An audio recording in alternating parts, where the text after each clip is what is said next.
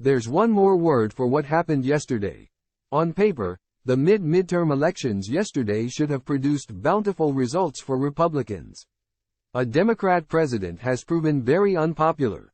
Joe Biden is now plumbing the 30s on overall job approval and even lower on some issues. The impacts of sustained inflation at rates not seen in 40 years have pounded American households.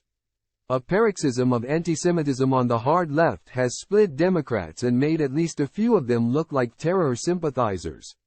The crisis on the southern border has now become a top issue in blue states as well as red. The table could not possibly have been set better for the GOP. And yet, they largely flopped, even in red states like Ohio and Kentucky. The only clear wins they got came in Mississippi, where Republicans swept the constitutional offices, but that's in a state where a Democrat win in one of those elections would have made national headlines.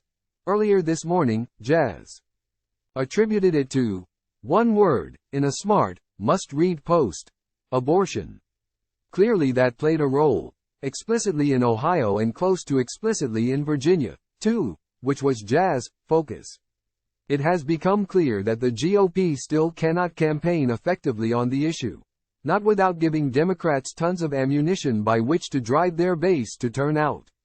Ben Shapiro made a good point this morning after Jazz's post went up. Indeed, and keep that last point in mind, because we will return to it. But abortion doesn't explain everything that happened last night. In Kentucky, a reliably red state for presidential elections, incumbent Democrat Governor Andy Beshear unexpectedly sailed to an easy re-election over Republican AG Daniel Cameron, by 5 points. 4 years ago, Beshear barely edged out Matt Bevin in a relatively good national political environment against Matt Bevin, 49.2, 48.8. Granted, Beshear has a strong family name in Kentucky politics and has managed to govern as a moderate Democrat, but in the current environment, Republicans should have beaten him. And abortion wasn't a top issue in the campaign in Kentucky, either. Something else was, however. Or rather, someone else was. Late in the evening, when the scope of disappointment became clear, Dan O'Donnell offered an 8-point analysis of the failures. He cited both abortion and marijuana, the other issue on the Ohio ballot, but a larger problem that motivates and unites Democrats even more. 3. That problem, as much as many don't want to admit it, is largely in voter hatred of Donald Trump as the larger-than-life standard-bearer of the Republican Party. Beshear tied Daniel Cameron to him often and it worked. Point 5. This continues a trend of Democrat overperformance from pretty much every special election this year. The liberal won by 11 points in a Supreme Court race in Wisconsin, where vote margins are normally razor-thin, and according to analysis by the New York Times have outperformed expected vote totals by an average of 11 points in each race. Point 7. How is this possible when Joe Biden is polling at historically low levels? Biden himself is seen as senile and incompetent, but his Democratic Party is still generally preferable to Trump's Republican Party. Point 8. On issues like abortion and marijuana, Republicans are not with the majority of Americans, and as a result voters are rejecting them. Add to that the general dislike of Trump, and it has all the makings of a bona fide disaster for Republicans next year. For evidence of this, we can go all the way back to 2018, when the current Republican losing streak started. At that time, Trump was wildly popular with his base but deeply unpopular everywhere else. The midterm losses were not historically large, and perhaps even somewhat limited given the Russia collusion hysteria whipped up by the Democrats. But the losses continued in 2019 elections, including in Kentucky where a Trump ally contended for the governor's office. They continued in 2020, resulting in the loss of Senate control as well as the presidency, although Trump's allies insisted the elections were illegitimate. All of that took place before the Supreme Court even agreed to hear the Dobbs case and reverse Roe and Casey. The specter of Dobbs and abortion clearly overshadowed the 2022 midterms, but then again, so did the specter of Trump and the January 6 riot. Trump endorsed candidates that campaigned on the 2020 election lost winnable Senate races. If it hadn't been for a revolt against Bidenomics in New York, of all states, Republicans would have fallen short of control of the House in 2022's midterms as well. The only place where a midterm red wave materialized was in Florida, even with DeSantis backing a heartbeat-based abortion bill. Time equals 400 Ms. greater than, and now we have last night's results to add to the list of disappointments. Given the turmoil within the Democrat Party, this might be the most surprising of them yet.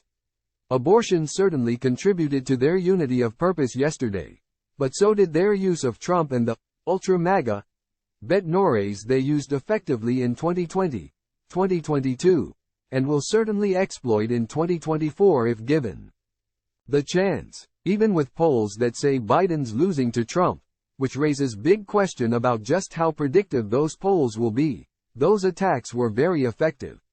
Biden's voters came home with a vengeance last night, and that was in Ohio and Kentucky, two reliably red states in presidential elections.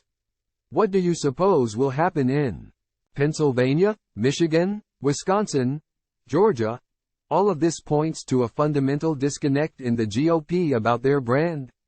They see the Trump, MAGA brand as a useful attack on the establishment and the status quo, which it certainly was, until COVID-19 and January 6. The Trump administration largely caved to the establishment on COVID-19, which negated that part of the brand. The January 6 riot painted the MAGA movement as a violent and despotic faction, an image that Trump supporters reject but Democrats and some independents internalized to a depth to which Republicans still have not come to grips with. Those factional politics keep getting played out over and over again as well. Republican candidates in the 2022 election in key states kept refighting the 2020 election rather than focus on the future. Even as late as last month, the same battle erupted in the House Speaker meltdown. 8 Trump allies deposed their own leadership in an attempt to impose their will over 200-plus House Republicans, leading to an unprecedented 3-week disruption. That did nothing but prove the point Democrats now routinely make on the campaign trail about the scariness of ultra-MAGA Republicans, and routinely succeed with that messaging, too. As last night demonstrated again. In this environment, the impact of abortion goes beyond the policy disputes. It's a signifier for Republican extremism. It's that argument that won in Kentucky, even without abortion policy in the mix. As long as Republicans refuse to grasp the damage that January 6 and the hardball tactics do to their brand, they will continue to see voters go to Democrats, even with Biden and Harris as the incompetent leaders of that option. Does that make the policy agenda of the GOP and even its populist wing unachievable? Not at all. Ron DeSantis proved that in Florida last year by campaigning on the agenda but without the branding, and winning a historic 19-point landslide.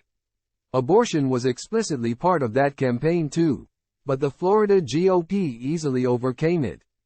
But as long as the party keeps Trump and the MAGA brand at the forefront of its campaigns, and especially keep choosing candidates who insist on fighting the battles of 2020 all over again, they will continue to help Democrats turn out in elections.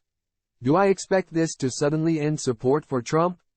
Not at all. Politics are largely emotional, not rational, and a large number of voters have an understandable and strong emotional bond with Trump, especially given some of the persecution he's experienced. But at some point, Ben's point will become acute. Do Republican voters want to advance their agenda? If they do, they have to start winning elections again, and winning elections requires convincing voters to put their trust in you. And that means changing the brand enough from 2018 to 2023 to give voters some reason to consider that in option.